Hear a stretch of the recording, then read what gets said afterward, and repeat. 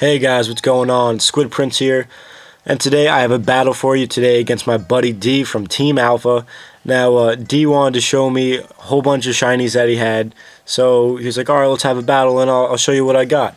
So I grabbed some stuff, he grabbed his shinies, and we came out with a pretty good battle. So I hope you guys enjoy this one. Now, leading off, I figured I would just, lead off with Rotom, because it's a good lead. I really don't mind it. He's going to end up leading off with his Purugly, shiny Purugly. Now, I've never really faced Purugly. I do know it gets Fake Out and like Body Slam, but that's about the gist of it. So he's going to end up going for the Fake Out and then the Body Slam. And I didn't expect Purugly to be that quick, but apparently it has really good speed, so that's something to definitely watch out for. So I'm going to end up setting up the Rain, and instead I really should have went for the Will-O-Wisp first. So after I set up the Rain, take another Body Slam, I'm going to end up going for the Willow, get the burn, but it's kind of a little too late now because my Rotom is down at pretty low health. And look how much the Body Slam does now compared to, pre-burn. But I'm going to end up going for the Volt Switch and get out of there. Now, I did set up the Rain for my Ludicolo. However, I'm going to end up bringing in my Mordew, which is my Ursaring here, and try and set up my Quick Feet. So I do have the Damp Rock, so I have plenty of turns for Ludicolo to come in.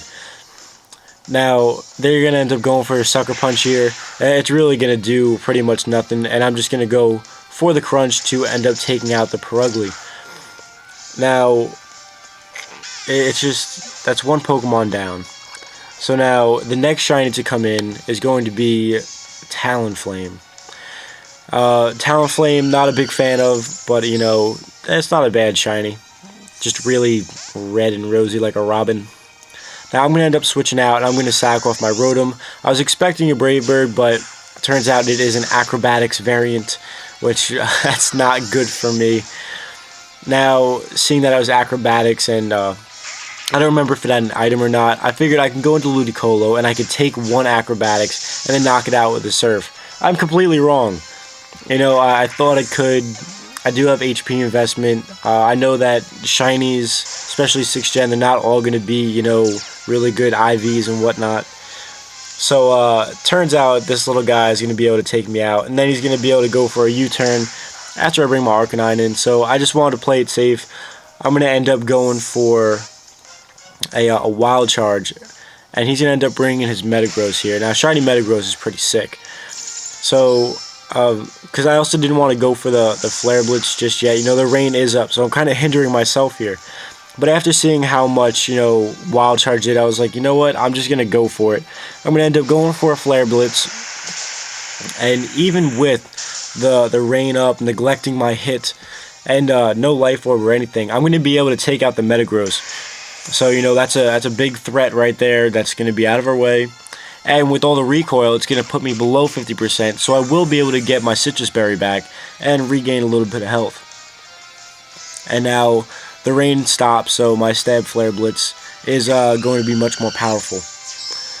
Now, I wasn't sure, if the Acrobatics was going to take out my Arcanine as well, so I'm just going to end up going for an E-Speed, see how much it does. Acrobatics is going to leave me with just a little bit of health left, so I can go for a second E-Speed and really put the Talonflame into a range where it will be revengeable. So Arcanine is now going to go down, and I will be able to bring in my Ambipom that will either scare it out or it's going to stay in and it's going to faint. So he's going to end up withdrawing here. I'm going to end up going for the Fake Out anyway because I don't really want to mess with Talonflame in any way. So Trevenant's going to come in. I figure it would be an even trade-off because I really need that Fake Out priority for the Talonflame later on. Now I am going to end up just switching into my Ursaring here, and I was expecting a Will-O-Wisp because that's what Trevenants normally do, but it just goes straight for a Horn Leech, and my prediction didn't really work there. So I'm just going to end up going for a crunch, see how much I can do against this, and it will bring it below half. However, even with the defense drop, that doesn't really matter too much. There is a citrus berry which is going to replenish its health, and he's going to end up going for the horn leech again, which is going to pretty much put him back to where he was before the crunch even happened. So now that Mordew is down, I'm in a little bit of a sticky situation here. Now, I'm going to end up bringing my Zoroark, who is disguised as nothing. I'm going to end up going for the Dark Pulse. I do have a Focus Sash on it just in case anything, wants to hit me real hard, because I know my defenses aren't exactly great. So now the Talonflame is going to come in. I'm going to end up, taking the Acrobatics, and I'm going to end up just going for a Dark Pulse and take it out, because I wasn't fearing anything because of the Focus Sash regardless. But, if I figured, look, if Zoroark with such bad defenses can take one, why couldn't Ludicolo? I don't know. But, it is what it is. Greninja comes in, and the Water Shuriken is going to be a priority move that is going to take me out. Now, it's really getting down to it here. There's 2 Pokemon left. He has Greninja and Crobat. I have Ambipom. Ambipom is definitely a Pokemon that I like having in my corner. Definitely a strong, solid Pokemon. Now, he's going to end up withdrawing because he doesn't want his Greninja to take a Fake Out. So Crobat's going to come in, take the Fake Out, and actually take it, pretty well. Now, this next part, I guess I shouldn't be too surprised because, not all shiny Pokemon do have the, perfect IVs. So I'm going to be able to go for a double hit, outspeeding the Crobat, and be able to take it out.